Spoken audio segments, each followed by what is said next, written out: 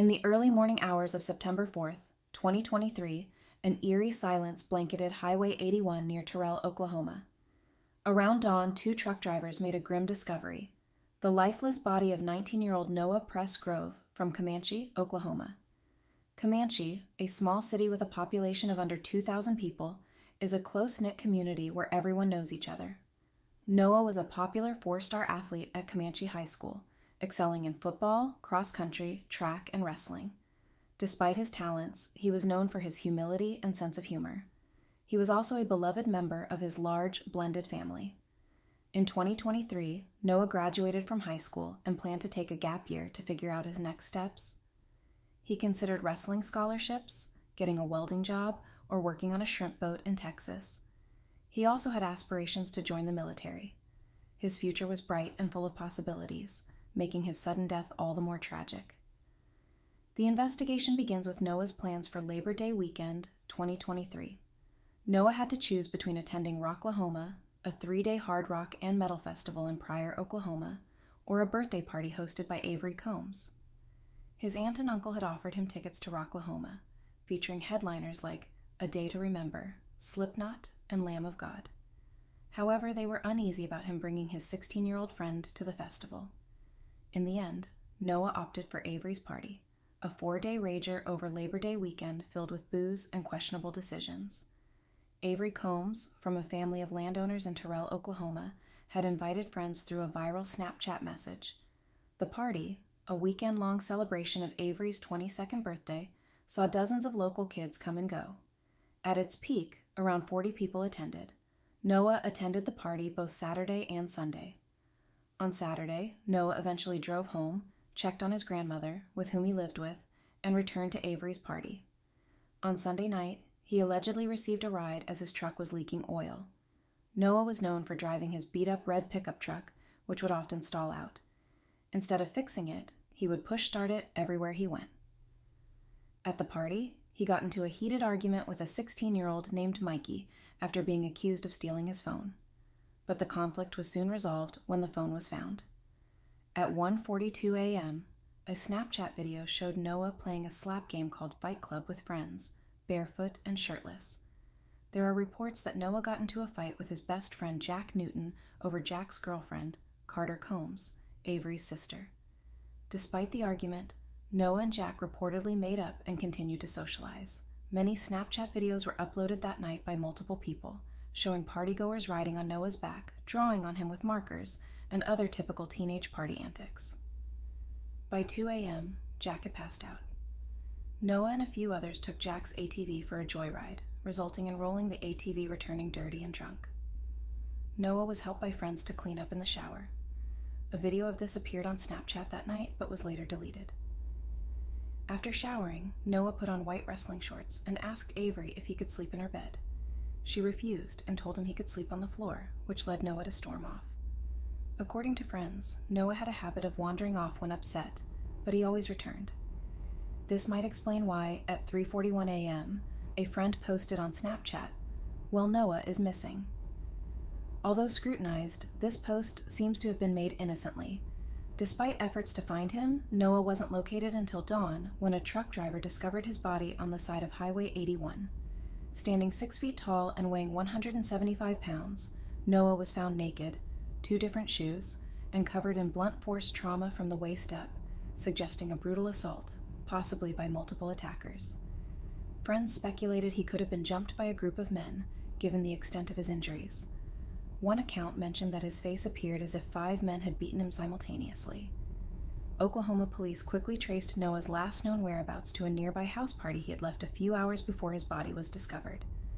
Around the same time, Jack woke up early, ready to go fishing with his dad and grandfather, only to be told his best friend was missing. Jack texted his father, Caleb Newton, at 5:53 a.m., coincidentally the same time as the 911 call, letting him know he was on his way. "I'll meet you all at the lake. Can you bring me a hat?" "Someone messed with mine after I went to bed," he wrote.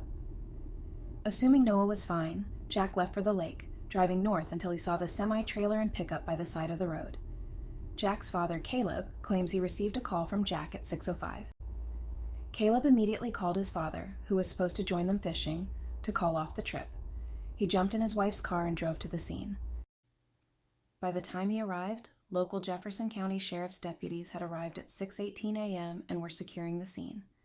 Caleb said he stayed there for hours until it was cleared and processed before he went to the party house to retrieve Jack's ATV. There are reports claiming there was a strong smell of bleach in the home where the party took place later in the day. Conflicting opinions exist about whether police ever searched the house.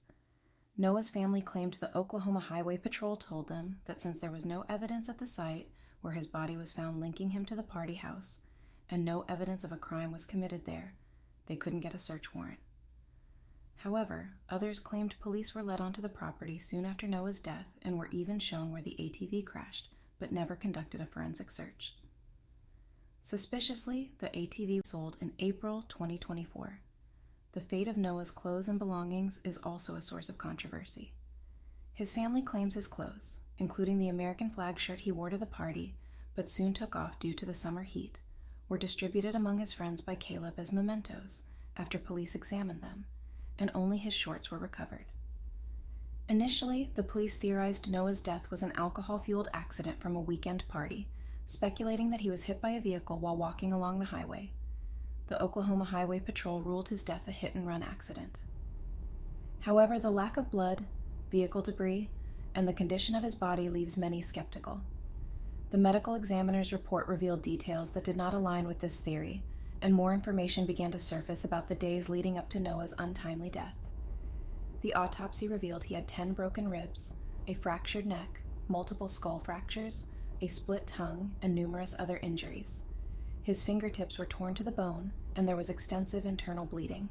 Noah's blood alcohol content was 0.14, but he tested negative for any other substances. Despite road rash on his back and grazes on his left side, there were no signs of a hit and run, as no vehicle parts or debris were found. Police concluded that if Noah had been hit by a car, his injuries would also include damage to his legs and lower body. One theory is that Noah might have fallen and was struck while pushing himself up, explaining the upper body trauma. However, the lack of blood suggests he was injured elsewhere and moved to the highway. Another possibility is that he was thrown from a pickup, but again, his injuries don't fully support this. As of 2024, Noah's family is still searching for answers. The police continue their investigation, but are not treating it as a homicide. This could be a strategy to lull any potential suspects into a false sense of security. It's possible someone from the party knows what happened to Noah, whether it was an accident or intentional. What I'm about to share is my opinion, and it's important to remember that there's still a lot we don't know. Any unconfirmed speculation is purely speculative. I think Jack is involved. His story is that on the day Noah's body was found, he was going fishing with his dad. However, no one at the party recalls him ever mentioning fishing. I find it odd that Jack and his father arrived at the scene so quickly. The news interview with Jack on News Nation seems very suspicious to me, and something about it feels off and untruthful. I believe either Jack killed Noah in an alcohol-infused rage, or he knows what happened. There is no way a party of over 40 kids constantly recording and uploading to Snapchat doesn't know what happened. There is one person who knows, and they need to speak up. Noah's family has struggled to get answers from law enforcement. Friends of Noah from the party give wildly inconsistent stories about his last hours alive, not to mention the multiple partygoers wiping their phones and social media clean. Noah's family has started a GoFundMe to hire a private investigator and raise a reward for information. The persistent efforts of his family and community aim to uncover the truth and ensure justice is served.